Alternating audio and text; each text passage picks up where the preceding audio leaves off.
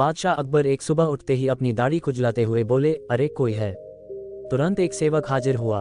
उसे देखते ही बादशाह बोले, जाओ जल्दी बुलाकर लाओ, फौरन हाजिर करो। सेवक की समझ में कुछ नहीं आया कि किसे बुलाकर लाए, किसे हाजिर करें। बादशाह से पटल कर सवाल करने की तो उसकी हिम्मत ही नहीं थी। उस सेवक ने यह बात दूसरे सेवक को बताई, दूसरे ने तीसरे को और तीसरे ने चौथे को। इस तरह सभी सेवक इस बात को जान गए और सभी उलझन में पड़ गए कि किसे बुलाकर लाए, किसे हाजिर करें। बीरबल सुबह घूमने निकले थे। उन्होंने बादशाह के निजी सेवकों को भाग दौड़ करते देखा तो समझ गए कि जरूर बादशाह ने कोई अनोखा काम बता दिया होगा जो इनकी समझ से बाहर है। उन्होंने एक सेवक को बुलाकर पूछा, क्या बात है, ये भाग दौड़ किस लिए हो रही है।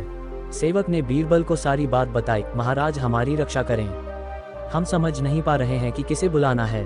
अगर जल्दी बुलाकर नहीं ले गए तो हम पर आफत आ जाएगी। बीरबल ने पूछा, ये बताओ कि हुक्म देते समय बादशाह क्या कर रहे थे। बादशाह के निजी सेवक जिसे हुक्म मिला था उसे बीरबल के सामने हाजिर किया तो उसने बताया, जिस समय मुझे तलब किया उस समय तो बिस्तर पर बैठे अपनी दाढ़ी खुजला रहे थे। बीरबल तुरंत सारी बात समझ गए और उनके होठों पर मुस्कान उभर आई। फिर उन्होंने उस सेवक से कहा, तुम हजाम को ले जाओ। सेवक हजाम को बुला लाया और उसे बादशाह के सामने हाजिर कर दिया।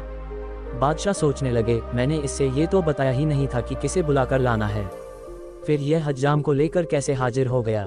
बादशाह ने सेवक से पूछा, सच बताओ, हजाम को तुम अपने मन से ले आए हो या किसी ने उसे ले आने का सुझाव दिया था।